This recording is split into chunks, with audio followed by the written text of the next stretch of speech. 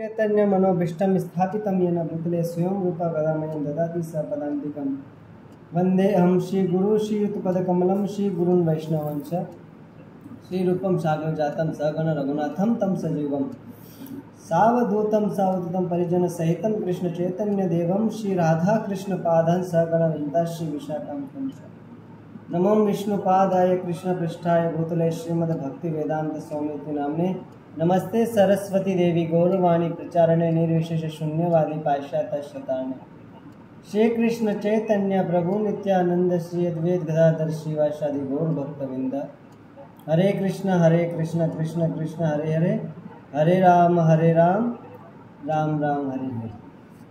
तो आप सभी भक्तों का हार्दिक स्वागत है। आशा करते हैं कि आप सब लोग कान लगा के सुन रहे हैं और भगवान से यही प्रार्थना करते हैं कि आप सभी लोग अच्छे से सुने और याद रखें, क्योंकि भगवान को प्राप्त करना तो सरल तो यही है कि व्यक्ति को सबसे पहले भगवान को सुनना होता है। तो क्या होता है, पहले सुन के ही भगवान को प्राप्त किया जा सकता है, अन्यथा नहीं किया जा सकता है ना। जब तक हम सुनेंगे नहीं तब तक हम भगवान को प्राप्त नहीं कर पाएंगे। जैसे उदाहरण के लिए आ जाता है, आप सभी ने रुक्मणी माता का नाम सुना है। तो रुक्मणी माता ने कभी भी भगवान श्री कृष्ण को कभी भी सामने फेस टू फेस ऐसा कभी नहीं देखा, या कभी वीडियो कॉल करके उन्होंने भगवान को नहीं देखा, या फिर उन्होंने कोई व्हाट्सएप पे या इंस्टाग्राम पे उन्होंने कोई भी मैसेज नहीं भेजा कि कृष्ण आप कैसे हैं, मुझे आपसे दोस्ती करना है, फ्रेंडशिप बनाना है। इस प्रकार से कभी नहीं कहा रुक्मणी जी ने। रुक्मणी जी ने क्या है, सिर्फ नारद मुनि और जो भी ब्राह्मण आते थे उन सभी ब्राह्मणों के मुख से भगवान श्री कृष्ण के बारे में सुना कि आज भगवान ने क्या किया है, ब्रज में ये लीला की है, अगासुर का वध किया, तृणावत का उद्धार किया है ना, बकासुर को मारा है, पूतना को मारा है, वत्सासुर को मारा है, अगासुर को मारा है। इन सभी की लीला का भगवान मतलब चर्चा ये सब चलते तो ब्राह्मणों के मुख से ये माता रुक्मणी सुनती रहती थी, और सुनते सुनते ही भगवान के प्रति उनको क्या हो गया, प्रेम हो गया। और प्रेम हो गया तो ऑटोमेटिक भगवान से प्राप्त हो गए। और मतलब इतनी जगह मतलब इतना वो चाहते थे कि जो उनका जो बड़ा भाई है रुक्मी जो क्या है कि वो शिशुपाल के साथ उसका विवाह करवाना चाहता था। शिशुपाल जो है एक नंबर का, ऐसा बोल सकते हैं कि वो एक नंबर का लफंगा आदमी, इसके साथ ऐसा विवाह करवाना चाहता है। और बोले कि भगवान से पहली बार उन्होंने खत लिखा है। मेरे हिसाब से जीवन में ये खत और कोई लिखा होगा कि एक स्त्री ये बोलती है कि आइए और मुझे हरण करिए, मुझे मतलब भगा के लेके जाइए, और ये ब्राह्मणों के द्वारा उस ब्राह्मण के द्वारा भेज दिया गया था उनका पत्र। और ये जो खत जो लिखा है माता रुक्मणी खत लिखती है तो मतलब ऐसा होता नहीं जैसे अगर कोई लड़का या लड़की अगर किसी को बोले कि मुझे भगा के ले जाओ यहाँ से, तो खत लिखती है या मैसेज करते हैं तो बोले ये किसी को दिखाना नहीं है। दिखाते हैं कैसे अपन मुंडी हिला सकते हैं, अगर नहीं पता है तो पता है तभी। अगर हम किसी को खत लिखा रहे हैं तो ऐसा हम लोगों को बोलते हैं क्या कि आप सभी को दिखाना या इसके छुपा के रखना, क्या करते हैं बताओ। आप सब सुन रहे हैं तो कोई तो रिस्पॉन्स आना चाहिए आपकी तरफ से। किसी को खत लिख रहे हैं तो क्या सभी को दिखाना चाहिए कि पर्सनली रखना चाहिए, उसको गुप्त रखना चाहिए? कोई भी बोल सकता है आप में से अनम्यूट करके। प्रभु जी पहले तो हम खत लिखते ही नहीं है। नहीं, मान लो लिख दे तो क्या करेंगे? इसमें एक मतलब प्रश्न है, ये तो ऐसे पूछ रहे।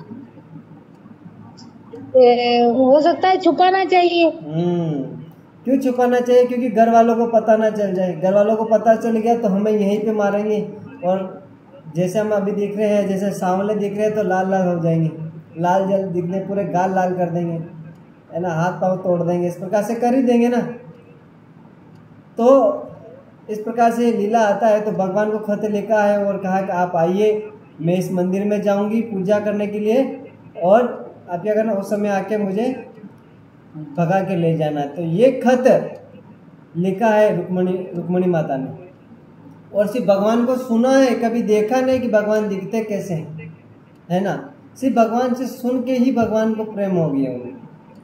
तो इसी प्रकार से हमें भी भगवान से प्रेम करना है तो हमें क्या है, सबसे पहले सुनना पड़ेगा और गंभीर पूर्वक सुनना पड़ेगा। ऐसा नहीं कि हमने सुन लिया और कल की क्लास में प्रभु जी ने पूछ लिया कि बताइए आपने क्या सुना, तो बोलेंगे प्रभु जी हम तो सुन ही नहीं पा रहे थे, या ऐसा बोलेंगे कि हमें तो आवाज़ ही नहीं आ रहा था, और ये तो बोलेंगे प्रभु जी आप ही की आवाज़ नहीं आ रही थी, हमें आपके इधर नेटवर्क नहीं आ रहा था। हो सकता है ऐसा भी, और अन्य सारे ऐसे कारण बताते रहते हैं।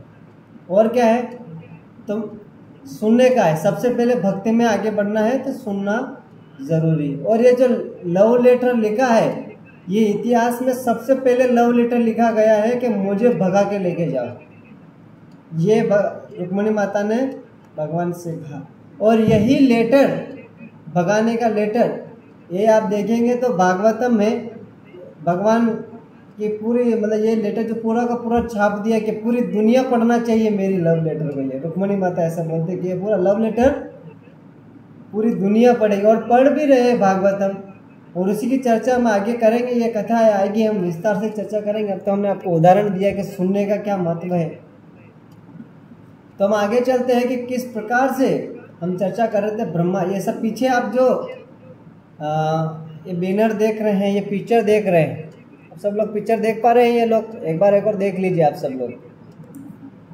तो ये पिक्चर देख रहे हैं, ब्रह्मा जी ये खड़े हैं साइड में, और एक साइड में विष्णु दत्त खड़े हैं, मतलब विष्णु के जैसे, मतलब कृष्ण के जैसे स्वरूप हैं, और एक साइड में देवी देवता है, अन्य ब्रह्मा जी भी है, अन्य सारे देवी देवता भी है जो जोड़ के हाथ जोड़ के भगवान की स्तुतियाँ कर रहे हैं।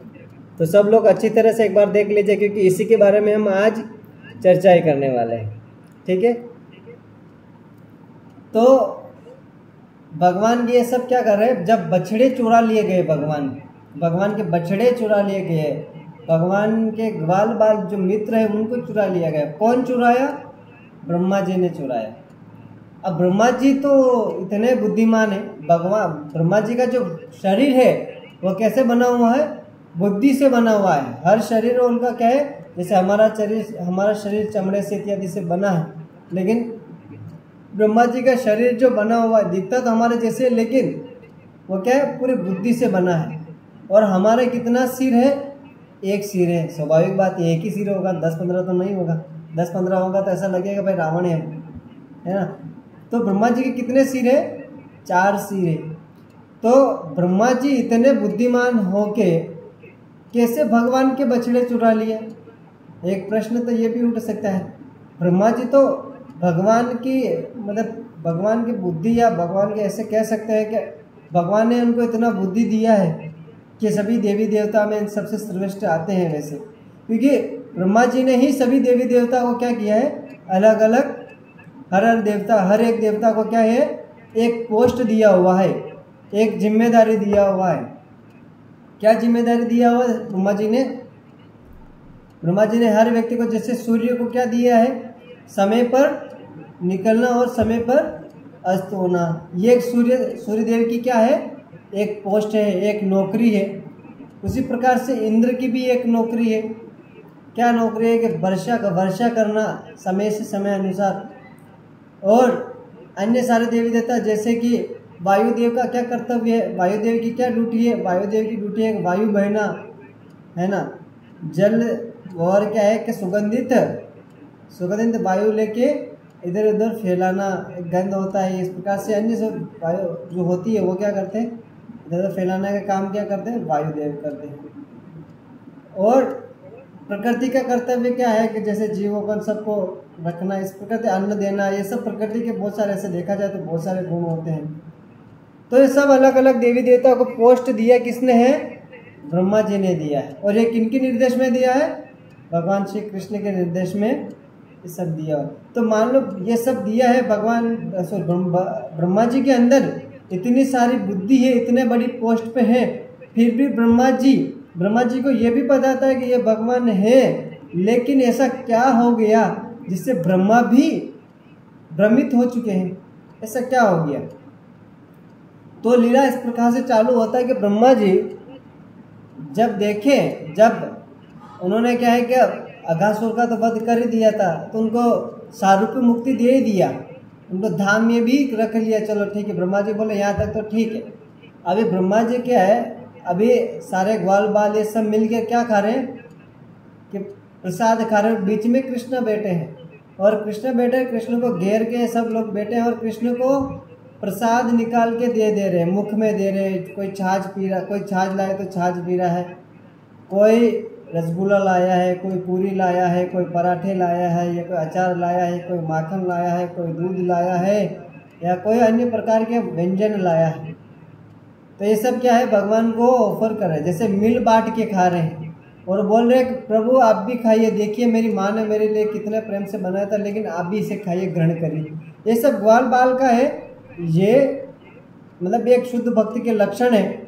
जैसे कि अगर हम पंगत में बैठे हैं, कहीं खाने के लिए गए हैं, जिम्बा उदाहरण के लिए जिम्बा गया विहंगरा, अपनी थाली में अपनी पत्तल में गुलाब जामुन आएगा ना, अपने बड़े वाला के गुलाब जामुन नहीं आया तो बड़े वाला देखेगा यार एक गुलाब जामुन है क्यों, तुम्हारे कहाँ नहीं आया, तो आप ही को मजा गया यार, अपने मन में ऐसा आएगा कि नहीं दा के यार, ऐसा होगा कभी नहीं होगा, बस लपाक मुंडा में खेलेगा, पाँचों दूसरी दाना आगा तो वो भी मुँह पाँचों दूसरे मन एक दाना और मली जाएगा, ऐसा विचार करें। तो ये सब होते हैं, ये बोलते हैं, इसे बोलते हैं भोग करना। ये एक भक्त के लक्षण नहीं होता है, सिंपल सा। भगवान के भक्त हम होते हैं, वो हमेशा क्या करते हैं, मिल बांट कर खाते हैं। भक्त का सबसे पहले यही होता है कि पहले हमें मिले या ना मिले, लेकिन उस व्यक्ति को मिलना चाहिए जो कि नया नया भक्ति में आया है। जो भक्ति में नहीं है फिर भी उसको व्यक्ति को हमें देना चाहिए। क्यों देना चाहिए? क्योंकि उससे हमारा हृदय कितना बड़ा है इससे हमें पता चलता है कि हमारा हृदय कितना बड़ा है ना।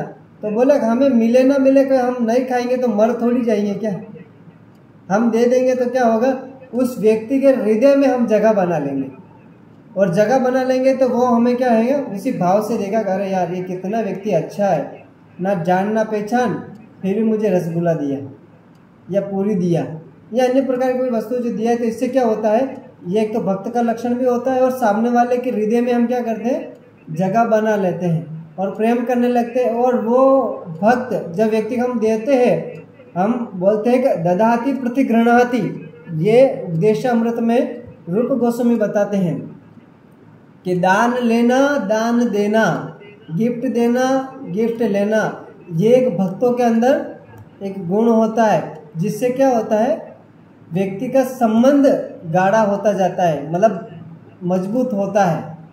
तो ये एक होता है। तो दान लेना दान देना ये होना ही चाहिए। प्रसाद देना प्रसाद लेना या प्रसाद खिलाना, ये एक लक्षण होता है एक भक्त का। तो ब्रह्मा जी क्या है कि ये सब देख ही रहे थे, चलो ठीक है प्रसाद दे रहे हैं, ये कर रहे हैं। तो ब्रह्मा जी वहाँ तक तो बोले चलो ठीक है, ब्रह्मा जी देख रहे हैं। और साथ में क्या हो रहा है कि सब लोग क्या है, प्रसाद तो खा ही रहे हैं, लेकिन एक व्यक्ति ने क्या किया, कुछ जगह ऐसा वर्णन आता है कि रसगुल्ला खाया, या कुछ जगह ऐसा आता है कि छाछ पिया। जैसे छाछ भी इसके अंदर वर्णन आता है कि छाछ कैसा था, बोले छाछ के अंदर कड़ी पत्ता, मतलब कड़ी पत्ता डाला हुआ था, काली मिर्ची वो डाला, उसका पाउडर डाला हुआ था, थोड़ा सा जीरा कूट के डाला हुआ था, और कोथिमीर धनिया डाला हुआ था, उसके बाद नमक डाला हुआ था। तो इस प्रकार से बता रहे कि छाछ जो लाए थे ग्वाल बाल के, देख अधिकतर ग्वाल बाल क्या है, तो गायें चराती तो अधिकतर तो दूध दही और छाछ की तो कमी है नहीं। तो छाछ लेके घर से भी आए थे ग्वाल बाल, तो छाछ लेके तो सब पी रहे थे। तो एक ने क्या किया, छाछ लेके, जैसे मधुमंगल हुआ है ना, सुबालू हुआ, ऐसे भगवान के अन्य सारे सुबाहु, ऐसे अन्य भगवान के क्या है, सब भगवान के मित्र हैं। तो ये क्या है कि सब क्या है, मतलब एक मित्र ने क्या किया कि तुरंत छाछ लिया और छाछ को ग्लास से क्या किया, उन्होंने पूरे मुंह में उतारा, मतलब पीना चाहा, अकेला ही पीने चाहा।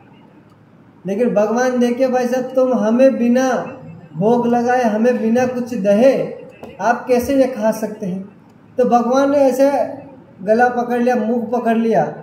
या तो अधिकतर क्या है, भगवान तो छोटे हैं, है ना, तो कुछ जगह ऐसा आता है गला पकड़ लिया, कुछ जगह ऐसा आता है कि ऐसे सिर के बाल पकड़ लिया ताकि वो मुंह से उतारा नहीं। जैसे आपने भी देखा होगा, कोई खा लेता है तो बाल पकड़ के सबसे पहले 2-4 चाटे मारते हैं कि निकाल दे बाल ऐसा है ना। कई लोग, अधिकतर खाने पीने की बात तो नहीं, लेकिन हमारे गांव में तो ये देखा कि कंचे अंटी होता ना, अंटी जैसे हम अपन खेलते हैं गांव में, अंटियाँ खाते तो मुझे पता है अधिकतर 2-4 झापड़ मुझे भी पड़ा है इसमें। तो इस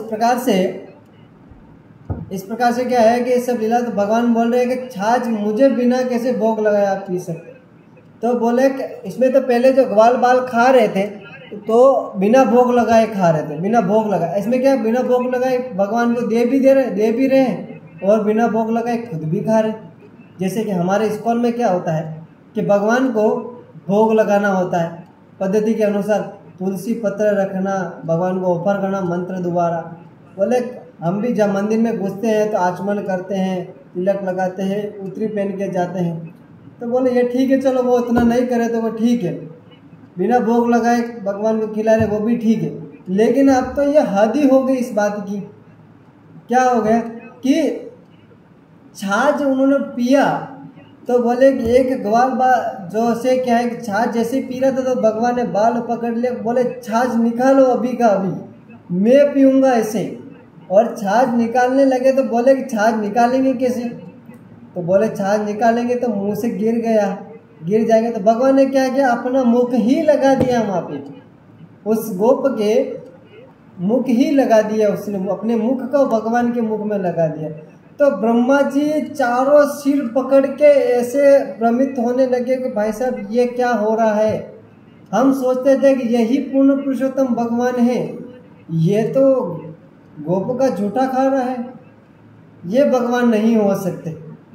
और देवी देवता लोग भी भ्रमित है, बोले ये भगवान ऐसे कैसे कर सकते हैं। जब भगवान अवतार लेते हैं, नरसिंह अवतार लिया, राम जी का अवतार लिया, तो हम सब लोग स्तुति करते हैं, उनको भोग अर्पण करते हैं, उनके लिए मंत्र का उच्चारण करते हैं, है ना, उनका गुणगान करते हैं। और ये भगवान कैसे हैं, भगवान के झूठे खा रहे। तो इसमें क्या है कि भक्तों के अलग अलग कैटेगरी होता है। कैटेगरी मतलब समझते हैं, अलग अलग लेवल होता है।